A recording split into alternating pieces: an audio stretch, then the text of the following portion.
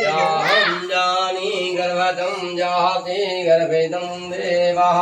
ओम हरि ओम विष्णु विष्णु कल जम्बूदीपी भारतखंडे आर्यावर्ते देशांतरे सहस्राम दशांतरे मानसानो मानसे हार्दमानसे शुक्ल पक्षे द्वादशम तीर्थो दीने मंगलवार छविष्टा शुभ संवत 1945 मंगल नूनग्रामस्था कर्तव्योत्पन्न श्री योगदेवं भुजनौ में तेरे संकल्पित करे स्वामी ब्रह्मति हटापनाम ध्वज नाम सहस्रे स्वामी।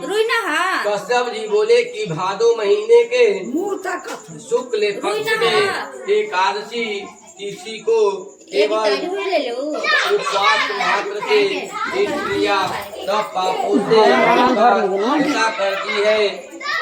अपने कर्म और भ्राता के धर्म प्राप्ति के लिए झूर देव का पूजन करके 16 प्रकार से उनका पूजन करती है।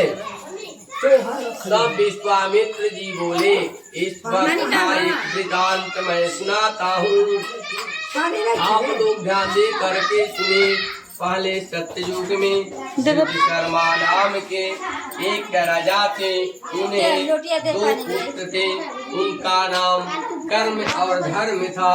और कुछ समय बीतने के बाद वीर शर्मा स्वर्ग की प्राप्ति किए और कर्म धर्म दोनों भाई घर का कार्य देखने लगे।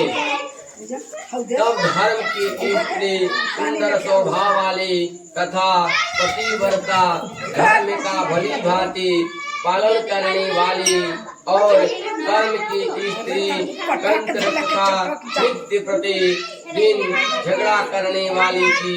और धर्म की स्त्री प्रत्येक वर्ष कर्मा एकादशी का व्रत करती थी और झूर देव का पूजन करती थी और उस रोज फल खा लेती थी। और दूसरे दिन प्रातःकाल नित्य क्रम से निवृत्त होकर दही और भात कर्मी के साग के साथ पारण करती थी।